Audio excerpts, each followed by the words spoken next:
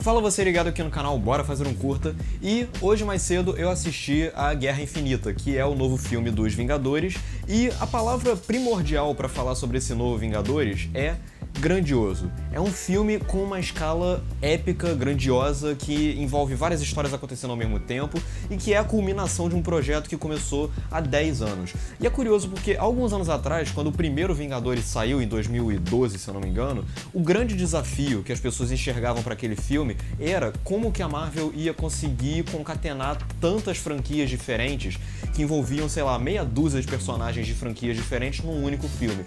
E o filme fez isso muito bem, conseguiu amarrar muito bem todas essas franquias num único filme, fez um filme coeso, dando espaço para cada um e etc. E aí, alguns anos depois, esse desafio foi levado a um estágio ainda maior com o Guerra Civil, que foi um filme que incluía mais de 10 super-heróis de diferentes franquias num único filme, brigando entre si, e o filme também conseguiu dar um destaque bacana para cada um, dar um espaço legal para cada um dentro da história. Quando a gente compara esses dois desafios anteriores com o que a Marvel propõe aqui em Guerra Infinita, a diferença se torna assim, gritante, sabe? Porque esse Guerra Infinita, ele é a primeira metade da, como eu falei, da culminação de um projeto que começou lá atrás, em 2008, com o primeiro Homem de Ferro, e que com o passar dos tempos incluiu cada vez mais e mais e mais franquias. E esse Guerra Infinita, ele é um filme muito ambicioso, pelo menos do ponto de vista de escala. Existem vários momentos assim no filme onde eu fiquei impressionado com como que a Marvel estava conseguindo fazer uma união bem coesa e bem controlada de todas essas franquias, dando o espaço merecido para cada personagem na história. E uma das coisas mais interessantes desse Guerra Infinita, assim como nos outros dois Vingadores, era como que os personagens eles se conversam, como que acontece o crossover, por exemplo, de Guardiões da Galáxia com os Vingadores que a gente conhecia antes, ou com o Doutor Estranho, agora com a inserção do Pantera Negra na história. E tudo isso acontece de uma maneira bem curiosa. É interessante, assim como nos dois anteriores, a dinâmica entre os heróis, ela é bastante especial nesse filme. É interessante você ver, por exemplo, a interação entre o Tony Stark e o Doutor Estranho, por exemplo, que são figuras bem parecidas até em certos sentidos.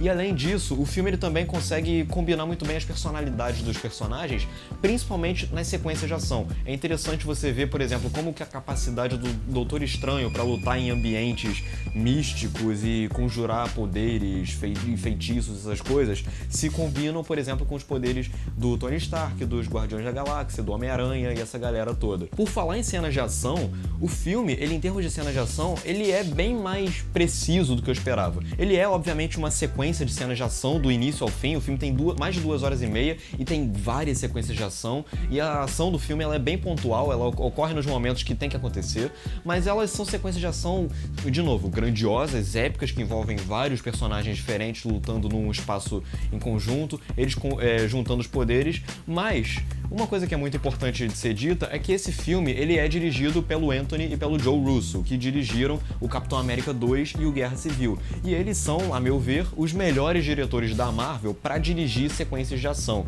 O Joss Whedon, que tinha dirigido os outros dois Vingadores, ele também era um diretor bem competente para sequências de ação, no primeiro Vingadores.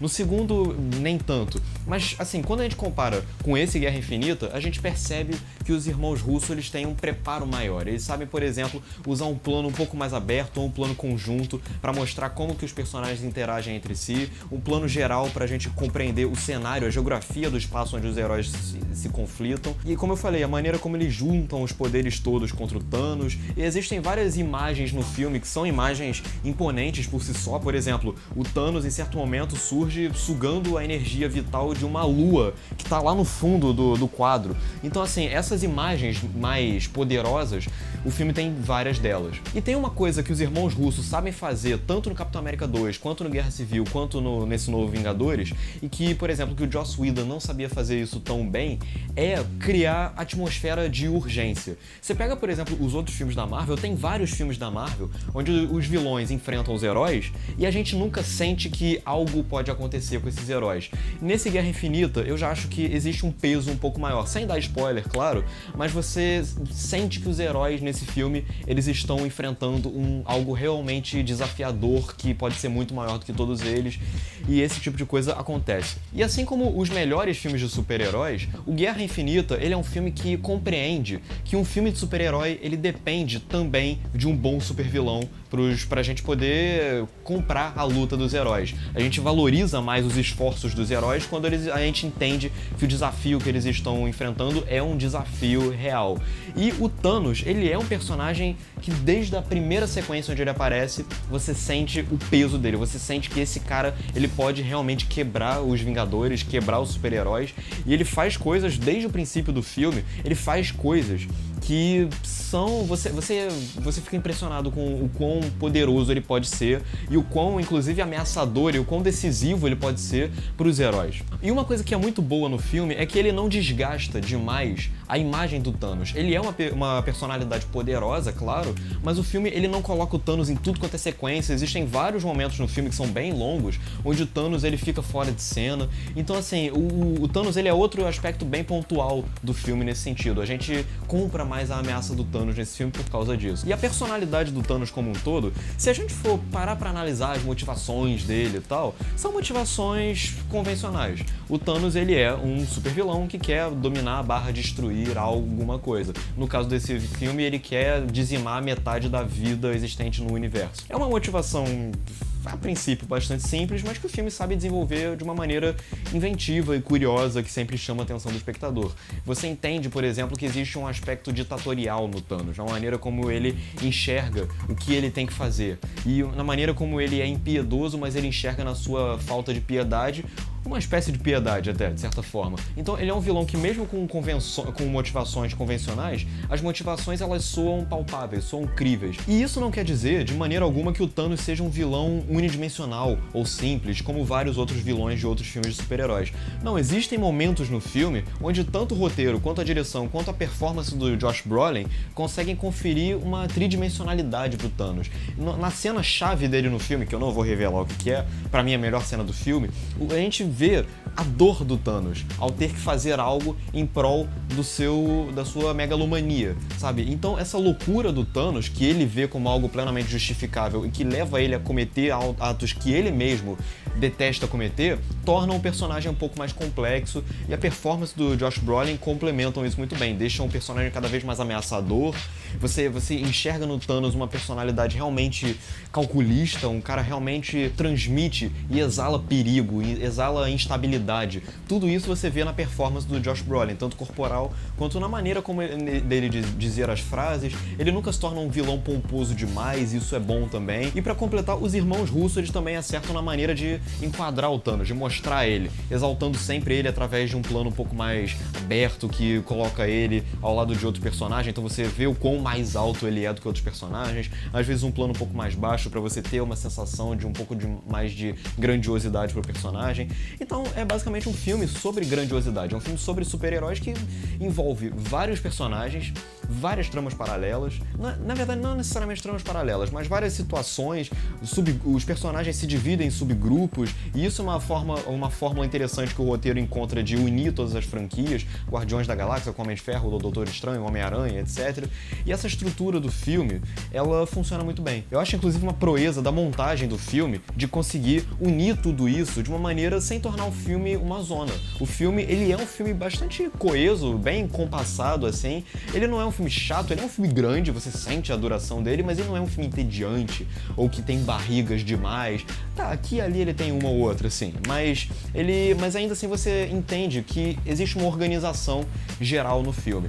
Os personagens como um todo, eu não vou ficar me debruçando em todos eles, porque como eu falei, são dezenas e dezenas de personagens, mas o que eu posso dizer é que o filme, ele não dá necessariamente um espaço para todos eles, mas como a gente já conhece eles de outras franquias e de outros filmes, a gente já meio que nem precisa tanto disso. O filme, ele não precisa perder 40 minutos explicando quem é o personagem tal e como ele é humano e esse tipo de coisa e tal. Não, assim, os personagens, eles não são os personagens mais complexos do mundo, mas eles funcionam por causa de todo esse planejamento que a Marvel construiu ao longo desses 10 anos. E eu acho que o simples fato do filme, ele tá preparando o terreno para um outro filme e explicando as regras que vão compor essa história para culminar no próximo, eu acho que tudo isso deixa o filme um pouquinho estéril sério do ponto de vista emocional. Eu, pessoalmente, não fui arrebatado por esse filme a ponto de ficar empolgadíssimo com várias sequências desse filme. Existem momentos empolgantes nesse filme, existem momentos daqueles bem vibrantes vibrantes no filme, mas eu não acho que ele seja um filme que eu saí de cinema arrepiado com o que eu assisti. Porque é aquilo, o filme ele ainda vai se concluir, então fica a sensação de que é um filme incompleto. Então a gente só vai ter noção do quão bom e do quão valioso esse filme é daqui a um ano, quando a gente assistir ao próximo filme. É tipo, mais ou menos, o que aconteceu no Matrix Reloaded, que era um filme que preparava o terreno para concluir no Matrix Revolutions. E aí, a gente sabe que o Matrix Revolutions foi um filme extremamente decepcionante e que, em retrospecto, piorou o Matrix Reloaded. Então, o que eu posso dizer é que eu espero que o próximo Vingadores ele faça jus ao que a gente viu de ambições na Marvel até aqui. Eu acho que esse filme, o Guerra Infinita, ele pode crescer com o próximo filme, dependendo da qualidade do próximo filme, evidentemente. Mas, no geral, é um filme de super-herói clássico, nos moldes clássicos. Ele não é um filme que está preocupado em discutir grandes temas ou em criar metáforas que vão refletir o contexto da época em que a gente está vivendo, ou de desenvolver os personagens de uma maneira muito complexa. Ele não é um Cavaleiro das Trevas, ele não é um X-Men, ele não é um Pantera Negra, ele não é um Homem-Aranha 2. Mas eu acho que reclamar disso seria um pouco injusto, porque é um filme que não se propõe a isso. O objetivo do filme é entreter, e isso ele faz muito bem. E pra fechar, eu acho que em termos de tom, ele é um filme muito bem nivelado, ele consegue equilibrar muito bem esse tom mais sério da franquia do Capitão América e a outra do Pantera Negra, com o humor um pouco mais irreverente dos Guardiões da Galáxia, e até do próprio Thor, e até do próprio Homem de Ferro. Mas assim, eu acho que aqui e ali o filme ele tropeça. Eu acho que, por exemplo, os Guardiões da Galáxia, isso é uma coisa que já desde o Guardiões da Galáxia 2 acontece, e nesse filme acontece de novo, que é insistir demais em algumas piadas, e insistir demais e demais e demais, e esticar algumas piadas que tinham dado certo à primeira vista. Então, às vezes o filme falha, assim, do ponto de vista de senso de humor. Existem algumas cenas mais bem-humoradas que entram logo depois de uma cena um pouco mais dramática, que acabam desregularizando um pouco o tom do filme. Mas logo depois, o filme ele volta aos trilhos e ele engata de novo. E eu gosto muito, por exemplo, da transição que o filme consegue conduzir, da leveza do início com o impacto do final. Eu acho que essa transição, o filme todo consegue construir muito bem. Então é isso, é um filme que eu gostei bastante. Eu acho que ele pode crescer ainda mais no futuro. Não é o meu favorito da Marvel, mas é um filme que eu curti, sim, sem dúvida alguma. Esse Vingadores, A Guerra Infinita. Bom, então é isso. Inscreva-se aqui no canal, curta o nosso vídeo, deixa aqui nos comentários o que você achou do novo Vingadores. E é isso, um grande abraço e valeu!